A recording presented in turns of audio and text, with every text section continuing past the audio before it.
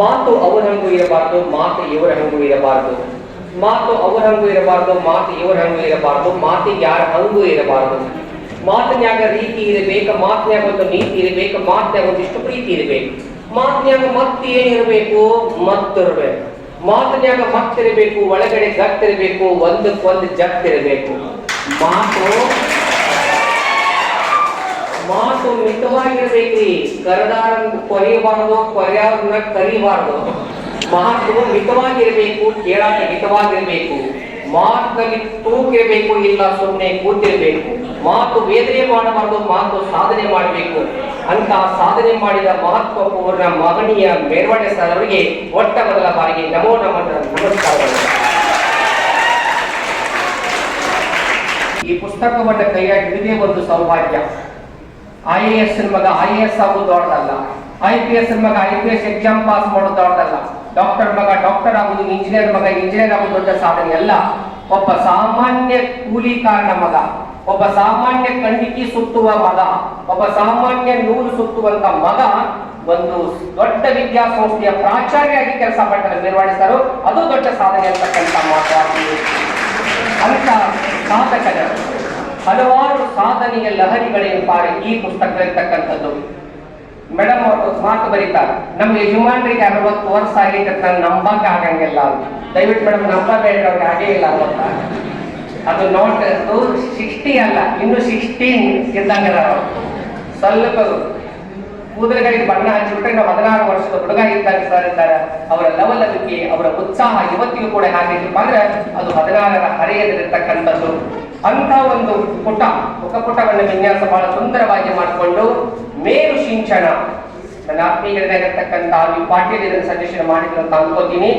ಮೇರುವಾಡಿ ಅಂತಕ್ಕಂಥ ಹೆಸರನ್ನ ಇಟ್ಕೊಂಡೇ ಒಂದು ಟೈಟಲ್ ಇಡುವಂತ ಪ್ರಯತ್ನ ಮಾಡುವಾಗ ಮೇರು ಸಿಂಚನ, ಮೇರು ಪರ್ವತ ಅನ್ನುವ ಅರ್ಥದಲ್ಲಿ ಏನಪ್ಪಾ ಅಂದ್ರೆ ನಾವೊಂದು ಶೀರ್ಷಿಕೆ ಕೂಡ ಸರ್ ಅವರಿಗೆ ಬಹಳ ಅನುವರ್ತಕವಾಗಿರ್ತಕ್ಕಂಥದ್ದು. ಇನ್ನು ಇದನ್ನು ಸಂಪಾದನೆ ಮಾಡಿರ್ತಕ್ಕಂಥವ್ರ ಬಗ್ಗೆ ಹೇಳ್ಬೋದು. ಮೊಟ್ಟ ಮೊದಲಾಗಿ ಕಟ್ಟಿಮನಿ ಸರ್ ಅವರು, ಬಹುಶಃ ಇವತ್ತು ಮೇರ್ವಾಡೆ ಸರ್ ಅವರ ಅಸ್ತಿತ್ವದಲ್ಲಿ 75% ಕಟ್ಟಿಮನಿ ಸರ್ ಅವರ ಪ್ರಭಾವ ಐತಿ ಅಂತಕ್ಕಂಥದ್ದು. ಆ ಮಹನೀಯರು ತಮ್ಮ ಮಾತಿನಲ್ಲಿ ಬರೀತಾರೆ, ಮೇರ್ವಾಡೆ ಸರ್ ಅವರು ಎಂತ ವ್ಯಕ್ತಿತ್ವವನ್ನು ಹೊಂದಿರತಕ್ಕವರು ಅಂದ್ರೆ, ವಿಜಯಪುರದಲ್ಲಿ ಅಕ್ಕಮಹಾದೇವಿ ಯೂನಿವರ್ಸಿಟಿ ಆರಂಭವಾದ ಮೇಲೆ ಅವರು ಒಂದು ಮಾತು ಹೇಳ್ತಾರೆ, ಸರ್ ಬೇಡಿ ಶಿಕ್ಷಣ ಸಂಸ್ಥೆಯಲ್ಲಿ ನೀವು ಅಧ್ಯಾಪಕರಿಗೆ ಕೆಲಸ ಮಾಡಿದ ಸಾಕು, ವಿಶ್ವವಿದ್ಯಾಲಯದಲ್ಲಿ ಪ್ರಾಧ್ಯಾಪಕನಾಗಬೇಕು, ಅದನ್ನ ನೋಡ್ಬೇಕಂತ ಒಂದು ಆಸೆ ಇದೆ, ದಯವಿಟ್ಟು ನೀವೇನಪ್ಪಾ ಅಂದ್ರೆ ಯೂನಿವರ್ಸಿಟಿ ಬರಬೇಕು ಅಂತ ಹೇಳಿದಾಗ ಮತ್ತೆ ಯಾರೇ ಆಗಿದ್ರಂದ್ರೆ ಇವತ್ತ ಬರ್ಲು ಸತ್ತ ಬರ್ಲು ಅಂತಿದ್ರೆ. ಆದ್ರೆ ಮೇರ್ವಾಡೆ ಸರ್ ಅವ್ರು ಹೇಳಿದ ಮಾತೇನಂದ್ರೆ, ಇಲ್ಲ ನನ್ನ ಮಾತೃ ಸಂಸ್ಥೆಯನ್ನು ಬಿಟ್ಟು ನಾನು ಬರೋಕ್ ಆಗೋದಿಲ್ಲ, ವಿಶ್ವವಿದ್ಯಾಲಯ ಅಲ್ಲ ಅದರ ಮೇಲ್ಗಡೆ ಇರ್ತಕ್ಕಂಥ ದೆಹಲಿಯಲ್ಲಿ ಕೊಟ್ಟರು ಕೂಡ ನಾನು ಏನಪ್ಪಾ ಸ್ವೀಕಾರ ಮಾಡೋನಲ್ಲ. ನನಗೆ BLE ಸಂಸ್ಥೆ ಅನ್ನ ಕೊಟ್ಟಿದೆ, ಉದ್ಯೋಗ ಕೊಟ್ಟಿದೆ, ಹೆಸರು ಕೊಟ್ಟಿದೆ, ಇಂಥ ಸಂಸ್ಥೆಗೆ ನಾನು ಎಂದೂ ದ್ರೋಹ ಮಾಡಿ ಬೇರೆ ಕಡೆ ಹೋಗಲ್ಲ ಅಂತಕ್ಕಂಥ ಮಾತಿರಲ್ಲ. ಅದು ಸ್ವಾಮಿ ನಿಷ್ಠೆ ಮತ್ತು ಸ್ವಾಭಿಮಾನ ಮತ್ತು ಮಾತೃ ಸಂಸ್ಥೆ ಮೇಲೆ ಇಟ್ಟಂತ ಅಭಿಮಾನ ಅಂತಕ್ಕಂಥ ಮಾತು ಆದ್ಮೇಲೆ. ಇಂಥ ಕಟ್ಟಿಮನಿ ಸರ್ ಅವರ ಪ್ರಭಾವದಲ್ಲಿ ಬೆಳೀತಾ ಬಂದಂತ ಮೇರ್ವಾಡೆ ಸರ್ ಅವರ ಬಗ್ಗೆ ಬಹಳ ಸುಂದರವಾಗಿರ್ತಕ್ಕಂಥ ಪ್ರಧಾನ ಸಂಪಾದಕತ್ವದಲ್ಲಿ. ಹಾಗೆ ಡೆಂಗ್ನವರು ಸರ್, ಬಹುಶಃ ಇಬ್ರು ಸರ್ ಹೆಂಗದಾರಪ್ಪ ಅಂದ್ರೆ ದೇಹಗಳು ಎಲ್ಲಿರ್ಬೋದು, ಅವರಿಬ್ಬರು ವಿಷಯ ಒಂದೇ. ಯಾವಾಗಲೂ ನಾನು ವ್ಯಾಲ್ಯೂಯೇಷನ್ ನಲ್ಲಿ ಮೌಲ್ಯಮಾಪನಕ್ಕೆ ಹೋದಾಗ ನಾವೆಲ್ಲರೂ ಒಂದು ಕಡೆ ಕೂಡಿರ್ತೀವಿ. ಡೆಂಗ್ನವರು ಸರ್ ಆಗಿರ್ಬೋದು, ಮೇರ್ವಾಡೆ ಸರ್ ಆಗಿರ್ಬೋದು, ಆರಂಭದಲ್ಲಿ ನಮಗೆ ನೌಕರಿ ಸಿಕ್ಕ ದೊಡ್ಡ ದೊಡ್ಡ ಲಾಡ್ಜ್, ದೊಡ್ಡ ಹೋಟೆಲ್ಗಳಲ್ಲಿ ನಮ್ಗೆ ಇರ್ಲಿಕ್ಕೆ ಬೇಡ, ಒಂದು ಚಿಕ್ಕ ರೂಮ್ ನಲ್ಲಿ ಇರೋಣ ಅಂತ ನಾವು ಇಟ್ಕೊಂಡ್ರೆ ಅವ್ರು ನಮ್ಮ ಹತ್ರ ಬರೋರು. ನನಗೆ ಭಯ ಆಗುದಿಪ್ಪ, ಇವರೆಲ್ಲ ದೊಡ್ಡ ವ್ಯಕ್ತಿಗಳು 10-15 ಪುಸ್ತಕಗಳನ್ನ ಬರ್ದಾರ, ಇಂಥವ್ರ ಜೊತೆ ನಾವು 15 ದಿವಸ ಹೆಂಗಿರ್ಬೇಕು ಅಂತ ತಿಳ್ಕೊಂಡು ಅದು ಒಂದು ಬಿಗ್ ಬಾಸ್ ಇದ್ದಾಗ ಇರ್ತಿತ್ತು ನಮಗೆ 15 ದಿವಸ. ಯಾಕೆ ಎಲ್ಲಿ ಏನಾಗ್ತೈತಿರೋ ಅಂತ. ಆದ್ರೆ ಅವರ ನಯ, ಅವರ ವಿನಯ, ಅವರ ಹೃದಯವಂತಿಗಳು ಎಷ್ಟರ ಮಟ್ಟಿಗೆ ಇತ್ತು ಅಂದ್ರೆ, ಅವರು ನಮಗಿಂತ ಸಣ್ಣವರಾಗಿ ನಮ್ಮ ಜೊತೆ ಹೇಗೆ ವರ್ತಿಸ್ಬೇಕು, ಹೇಗೆ ಇರಬೇಕು ಅಂತ ತಿಳ್ಕೊಂಡ್ರೆ, ಪಕ್ಕದವರ ನೀವೇ ವಿಚಾರ ಮಾಡಕ್ ಹೋಗ್ಬೇಡಿ. ಚಾಪ್ ಐತಿಲೋ ಸಾಕು, ಮನೆಗೆ ಬಾಗಿಲು ಐತಿಲೋ ಸಾಕು. ಒಂದ್ಸರಿ ಬಾಗಿಲೂ ಇರಲಿಲ್ಲ ಅಂತ ಅವ್ರು ಮಾಡಿಬಿಟ್ಟು ಮುಂಜಾನೆ ಹೋಗೋಕೆ ಬಾಗಿಲು ಹಚ್ಬೇಕು, ಸಂಜೆ ಬಾಗಿಲು ಎತ್ತಿ ಬೇರೆ ಕಡೆ ಇಡಬೇಕು.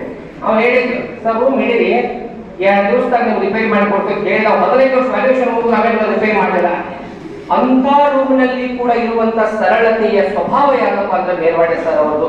ಅಂತ ಅದ್ಭುತ ವ್ಯಕ್ತಿಯನ್ನ ವಿವಿಧ ಲೇಖನಗಳ ಮೂಲಕ, ಅನಿಸಿಕೆ ಅಭಿಪ್ರಾಯಗಳ ಮೂಲಕ ಬಹಳ ಸುಂದರವಾಗಿ ಕಟ್ಟಿಕೊಟ್ಟಂತ ಸಂಪಾದನೆ ಕೆಲಸ ಮಾಡಿದ್ರು ಜಂಗೌರ್ ಸರ್ ಅವರು. ಅವ್ರಿಗೊಂದು ಜೋರಾದಂತ ಚಪ್ಪಾಳೆ ನಾನು ಇನ್ನು ಒಟ್ಟು ಈ ಒಂದು ಪುಸ್ತಕದಲ್ಲಿ 10 ಶುಭ ಸಂದೇಶಗಳಿವೆ. ಅವರ ಪರಿವಾರದವರು ಬರೆದಂತ 12 ಲೇಖನಗಳು, ಅವರ ಸ್ನೇಹಿತರು ನಿವೇದನೆ ಮಾಡಿಕೊಂಡಿರ್ತಕ್ಕಂಥ 20 ಲೇಖನಗಳು, ಸರ್ ಅವರ ಸಾಹಿತ್ಯವನ್ನ ಕುರಿತು ಬೇರೆ ಬೇರೆ ಆಯಾಮಗಳನ್ನ ಬಳಸಿ ಬರೆದಿರ್ತಕ್ಕಂಥ 18 ಲೇಖನಗಳು, ಅವರ ಸಂಶೋಧನೆ ಅದನ್ನು ಬೇರೆ ಫಿಲ್ ಮಾಡಿದ್ದಾರೆ ಮತ್ತು PhD ಮಾಡಿದ್ದಾರೆ, ಅವರು ಬರೆದಿರ್ತಕ್ಕಂಥ 20 ಲೇಖನಗಳು, ವಿಶೇಷ ಲೇಖನಗಳು ಅಂದ್ರೆ ಸಾಹಿತ್ಯದ ಬೇರೆ ಬೇರೆ ವಿಷಯಗಳು ಇಟ್ಕೊಂಡು ಬರತಕ್ಕಂಥ 20 ಲೇಖನಗಳು, ಜೊತೆಗೆ ಅವರೇ ಬರ್ಕೊಂಡಂತ ಒಂದು ಆತ್ಮಕಥೆ. ಇಷ್ಟು ಮಾಹಿತಿಯ ಸಂಗ್ರಹ ಈ ಒಂದು ಪುಸ್ತಕದಲ್ಲಿ ನಮಗೆ ಸಿಗ್ತಕ್ಕಂಥದ್ದು. ಕೊನೆಗೆ ಚಿತ್ರ ಸಂಪುಟ, ಒಟ್ಟಾಗಿ ಅವರ ಬದುಕಿನ ವಿವಿಧ ಮೈಲುಗಲ್ಲುಗಳನ್ನು ಸಾರ್ತಕ್ಕಂಥ ಸುಮಾರು 48 ಚಿತ್ರಗಳು. ಈಗಾಗಲೇ ಸರ್ ಅವರು ಹೇಳಿದ ಹಾಗೆ 467 ಪುಟಗಳು ಮ್ಯಾಟರ್, ಉಳಿದಂತ 40 ಪುಟಗಳು ಫೋಟೋಸ್. ಟೋಟಲ್ 500 ಪುಟಗಳ ಒಂದು ಬೃಹತ್ ಗ್ರಂಥ ಇದು ಆಗಿದೆ. ಇದರಲ್ಲಿ ಸಾಹಿತ್ಯ ಇದೆ, ಸಂಸ್ಕೃತಿ ಇದೆ, ವ್ಯಕ್ತಿಯೊಬ್ಬನ ಯಶೋಗಾಥೆ ಇದೆ.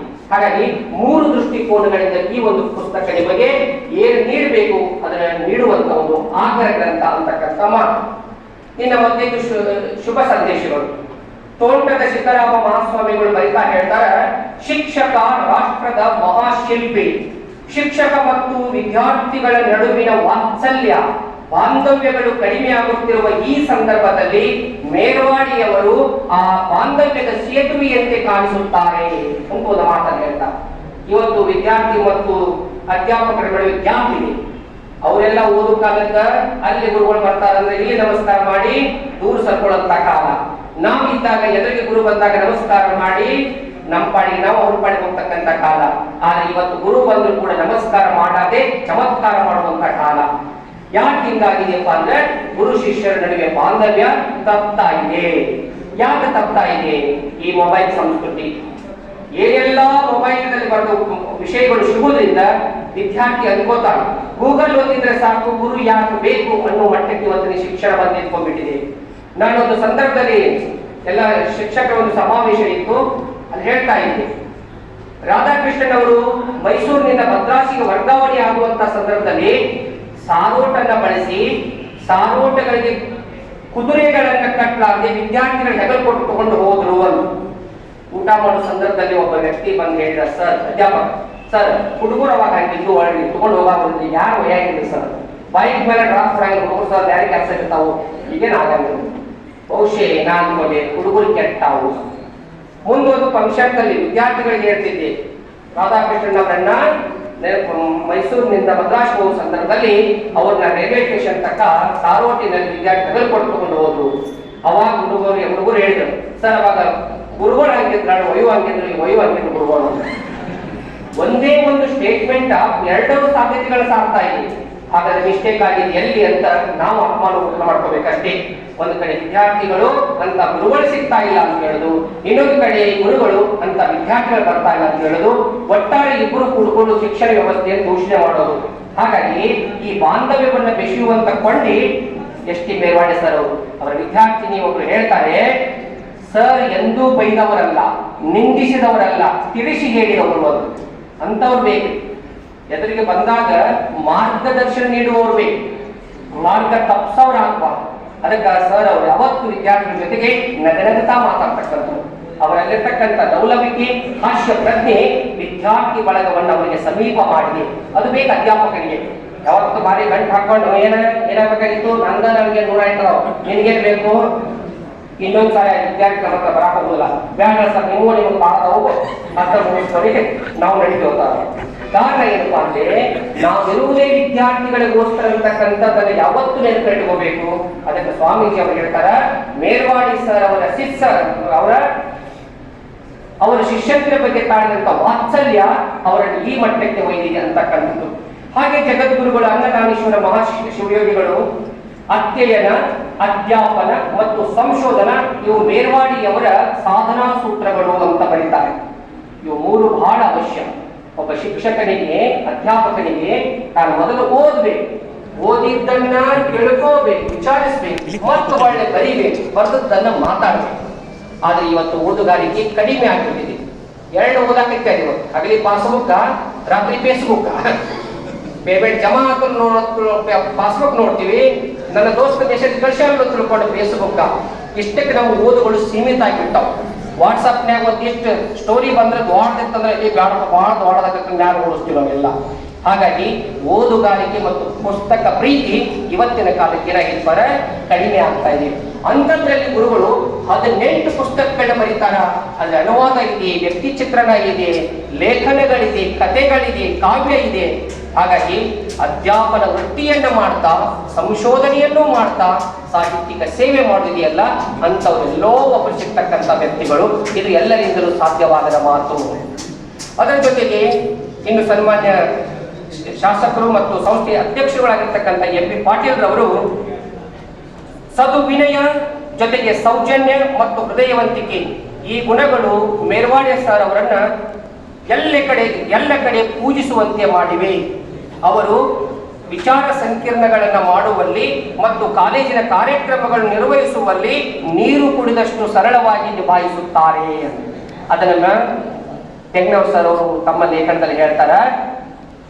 ಪಾಟೀಲ್ ಸರ್ ಅವ್ರು ಹೇಳ್ತಾರ, ಯಾವ್ದಾದ್ರು ಒಂದು ಕಾರ್ಯಕ್ರಮ ಆಯ್ತು, ಮೇರ್ವಾಡಿ ಸರ್ ಅದಾರಲ್ಲ ಅಲ್ಲಿ, ಅವರಿದ್ರ ಅದು ಸಕ್ಸಸ್ ಅನ್ನುವಷ್ಟರ ಮಟ್ಟಿಗೆ ಏನಪ್ಪಾ ಅಂದ್ರೆ ಒಂದು ಕಾರ್ಯಕ್ರಮ ಅದು ಚಿಕ್ಕದಿರ್ಲಿ ದೊಡ್ಡದಿರ್ಲಿ, ಸರ್ ಅವರು ಕುರ್ಚಿ ಹಾಕು ಹಿಡ್ಕೊಂಡು ಬ್ಯಾನರ್ ಬಿಚ್ಚು ತನಕ, ನಿರೂಪಣೆ ಹಿಡ್ಕೊಂಡು ಅಧ್ಯಕ್ಷೀಯ ಭಾಷಣ ಮಾತಾಡೋ ತನಕ ಪ್ರತಿ ಒಂದರಲ್ಲಿ ಏನಪ್ಪಾ ಅಂದ್ರೆ ಎತ್ತಿದ ಕೈ ಆ ಗುರುಗಳು.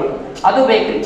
ಬಹಳಷ್ಟು ಜನ ಅಧ್ಯಾಪಕರು ನೋಡಿ ಬರೀ ಕುರ್ಚಿ ಬೇಕಟ್ಟೆ, ಕುರ್ಚಿ ತೆಗಿಯವ್ರು ಯಾರು, ಬ್ಯಾನರ್ದಾಗ ಹೆಸರು ಬರಬೇಕು, ಬ್ಯಾನರ್ ಬಿಚ್ಚವ್ರು ಯಾರು. ಹಾಗಾಗಿ ನಾವೆಲ್ಲದಕ್ಕೂ ತಯಾರಾಗಿರ್ಬೇಕು ಅಂತ ಒಂದು ಸಿದ್ಧಿ ಅವ್ರಿಗೆ ಏನಪ್ಪಾ ಅಂದ್ರೆ ಸಿದ್ಧಿಸಿದೆ. ಹಾಗಾಗಿ ಒಂದು ಸಂಸ್ಥೆಯ ಅಧ್ಯಕ್ಷರೇ ಏನಪ್ಪಾ ಅವ್ರ ಬಗ್ಗೆ ಹೆಮ್ಮೆಯ ಮಾತುಗಳನ್ನ ಈ ಒಂದು ಪುಸ್ತಕದಲ್ಲಿ ಬರೀತಾರೆ. 7 ರಾಷ್ಟ್ರೀಯ ವಿಚಾರ ಸಂಕಿರಣ, 2 ಅಂತಾರಾಷ್ಟ್ರೀಯ ವಿಚಾರ ಸಂಕಿರಣವನ್ನ ಜೊತೆಗೆ ನ್ಯಾಕ್ಗಳನ್ನ ಮಾಡೋದಂದ್ರೆ ಅವರಿಗೆ ಖುಷಿಯೋ ಖುಷಿ. ಅವರ ಮಗಳು ಹೇಳ್ತಾರೆ, ಕಾಲೇಜಿನಲ್ಲಿ ಕಾರ್ಯಕ್ರಮ ಇದೆ ಅಂದ್ರೆ ನಮ್ಮ ಮನ್ಯಾಗ ನಮ್ಮ ಅಪ್ಪ ಊಟನ ಮಾಡೋದಿಲ್ಲ ಅಂತ. ನಾಳೆ ಕಾರ್ಯಕ್ರಮ ಇದ್ರೆ ರಾತ್ರಿ ಏನ್ ಮಾಡ್ಕೋಬೇಕು, ಯಾವಾಗ ಹೇಳ್ಬೇಕು, ಬೇಗ ಹೋಗ್ಬೇಕು, ಆ ಒಂದು ತಯಾರಿಯಲ್ಲಿ ನಮ್ಮ ಅಪ್ಪ ಖುಷಿಯಾಗಿರ್ತಾರೆ ಅಂತ ಮಗಳು ಬರೀತಾಳಂದ್ರೆ ಅವ್ರಿಗೆ ಕಾಲೇಜಿನ ಶ್ರೇಯೋಭಿವೃದ್ಧಿಯೇ ಮುಖ್ಯವಾಗಿರ್ತಕ್ಕಂಥದ್ದು. ನಾವೆಷ್ಟೋ ನೋಡಿವ್ರಿ, ಕಾಲೇಜಿನ ಕಾರ್ಯಕ್ರಮ ಆದಾವಂದ್ರೆ ಚಳಿ ಜ್ವರ ಬಂದಿರ್ತಾವ ಕೆಲವರಿಗೆ, ಏನೋ 14 ರೂಪಾಯಿ ಒಲ್ಪ ಆಗೋದಿಲ್ಲ, 14 ರೂಪಾಯಿ ಸಹಿತ ಮಾತಾಡ್ದವ್ರು ಸ್ವಾಗತ ಮಾಡ್ಕೊಳಕ ಗೊತ್ತವಾಲ್ಯನ್ನವರು ಇಂಥ ಒಂದು ವಾತಾವರಣದಲ್ಲಿ ಏನು ಕೊಟ್ಟರು ಕೂಡ ಮಾಡಿ ಸಕ್ಸಸ್ ಮಾಡಿ ತೋರಿಸ್ತೀನಿ ಅಂತಕ್ಕಂಥ ಮನೋಭಾವ ಇದೆಯಲ್ಲ, ಅದಕ್ಕೆ ನಾವು ಹ್ಯಾಟ್ಸ್ ಆಫ್ ಹೇಳಲೇಬೇಕು. ಇನ್ನು ಸಂಸ್ಥೆಯ ಪ್ರಧಾನ ಕಾರ್ಯದರ್ಶಿಗಳಾಗಿರ್ತಕ್ಕಂಥ ಸನ್ಮಾನ್ಯ ಶ್ರೀ GK ಪಾಟೀಲ್ ಸರ್ ಅವರು 3 ವಾಕ್ಯ ಬರೋದು ದೊಡ್ಡ ಲೇಖ ಇದೆ. 3 ವಾಕ್ಯಗಳನ್ನು ಬಹಳ ಖುಷಿ ನೀಡಿರ್ತಕ್ಕಂಥದ್ದು. ಸರಳತೆಯ ಶುಭ್ರ ಚಿಂತನೆಯ ಮನುಷ್ಯ, ಚತುರ ಸಂಘಟನಕಾರ, ಎನಗಿಂತ ಕಿರಿಯರಿಲ್ಲ ಎಂಬ ಮನೋಭಾವದ ಮನುಷ್ಯ.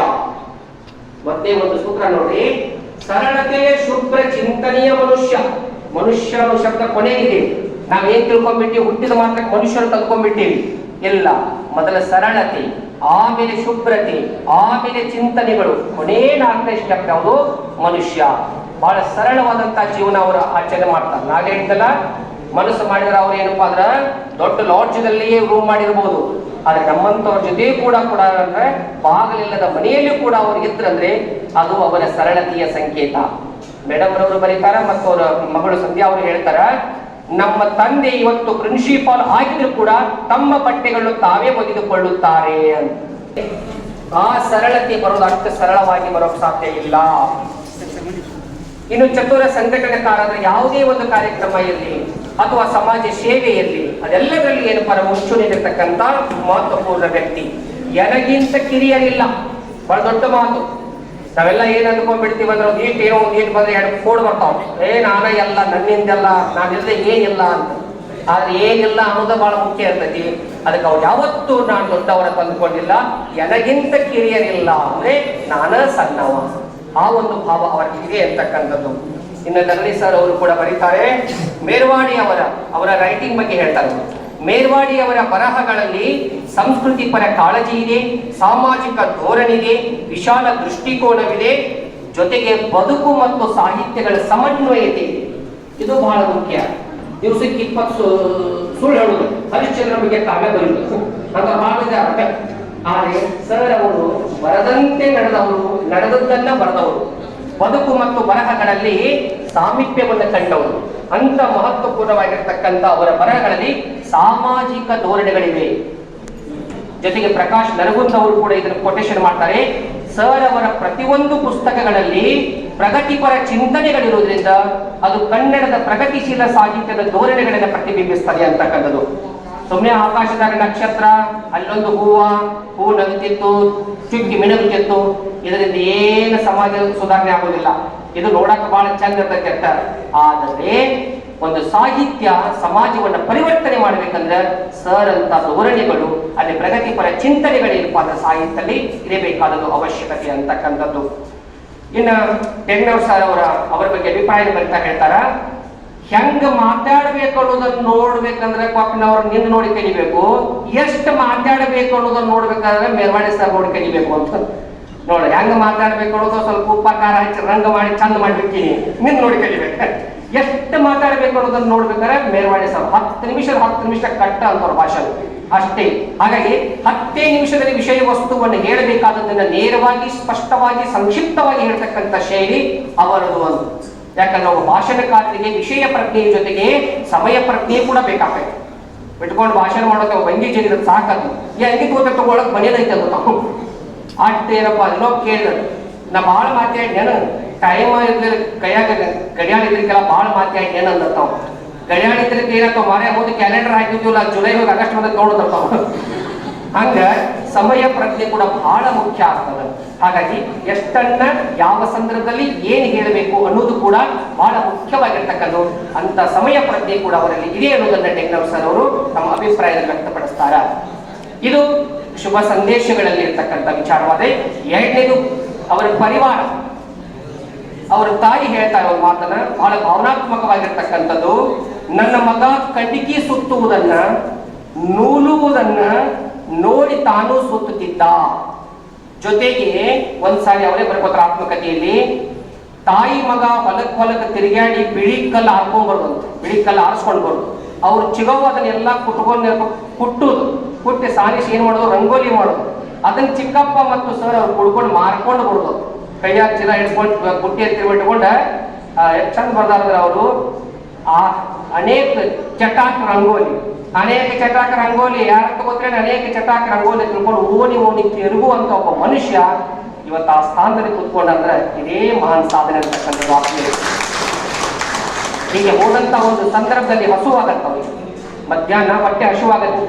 ಚಿಕ್ಕಪ್ಪ ಹೇಳ್ತಾರೆ, ಚಿಕ್ಕಪ್ಪ ಬಿಸಿ ಬಜ್ಜಿ ಮಾಡಾಕತ್ಯಾರು, ಒಂದೆರಡು ಬಜ್ಜಿ ತಗೊಳ್ಳೋ. ಬೇಡಪ್ಪ, ಬರುವ ಹೊತ್ನ್ಯಾಗ ರಂಗೋಲಿ ಅಳದು ಕೊಟ್ಟಾರ, ವಾಪಸ್ ಹೋದ್ಮೇಲೆ ಮತ್ತೆ ಅಳಿತಾರ, ಅಜ್ಜ ರೊಕ್ಕ ನೋಡ್ತಾರ, ಅದಕ್ಕೆ ಟ್ಯಾಲಿ ಆಗ್ಬೇಕು, ಮನ್ಯಾಗ ತಿಸ್ಕೊಳ್ಳೋದು ಬೇಡ. ನನಗೆ ಏನ್ರಿ ಆಗ ತಿನ್ನಾವ ಅಂತೇಳಿ ಬಜ್ಜಿ ತಿಂದು ಮನೆಗೆ ಹೋಗ್ತಾರ, ಅಜ್ಜ ಅಳದು ನೋಡ್ತಾನ, ಬಡಿಗೆ ತಗೋತಾನ. ಮಕ್ಳು ಏನ್ ಮಾಡ್ತಾರೆ, ಇದ್ರಾಗ ಕಮ್ಮಿ ಚಟಾಕ್ ರಂಗೋಲಿ ಕಡಿಮೆ ಐತಿ, ಎಲ್ಲಿ ಐತಿ ಹೇಳ್ದಾಗ ಕೊನೆಗೆ ಅಜ್ಜಿ ಬಂದು ಹೋಲ್ ಬಿಡ್ರಿ, ಪಾಪ ಹಸರು ಏನು ತಿಂದಿರ್ತಾರ ಮಕ್ಕಳ, ಯಾಕೆ ಹಿಂಗ್ ಮಾಡ್ತಾರೆ ಅಂತ ಬಿಡಿಸಿದ್ರು ಅಂತ. ಹಾಗಾಗಿ ಈ ಜಗತ್ತಿನಲ್ಲಿ ಹಸಿವು ಕಲಿಸಿಕೊಟ್ಟಂತ ಪಾಠವನ್ನ ಯಾವ ವಿಶ್ವವಿದ್ಯಾಲಯವು ಕಲಿಸಿಕೊಡೋದಿಲ್ಲ.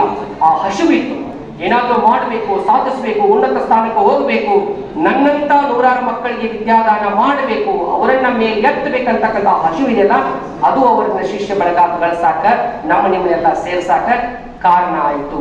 ಯಾವ ವ್ಯಕ್ತಿಗೆ ಹಸಿವಿಲ್ಲ ಅವನಿಗೆ ನಿದ್ರೆ ಇರ್ತದೆ. ಯಾವತ್ತು ನಿದ್ದೆ ಮಾಡ್ತಾನ ಅವನು ಸುದ್ದಿ ಮಾಡಂಗಿಲ್ಲ, ಅವನು ಬುದ್ಧಿನೂ ಇರಂಗಿಲ್ಲ. ಅದಕ್ಕಾಗಿ ಆ ಹಸಿವು ಅವರನ್ನು ಇಲ್ಲಿವರೆಗೆ ತೆಗೆದುಕೊಂಡು ಬಂದ ತಾಯಿ ಶಕುಂತಲಬಾಯಿ ಅವರು ಬಹಳ ಸುಂದರವಾಗಿ ಹೇಳ್ತಕ್ಕಂಥದ್ದು.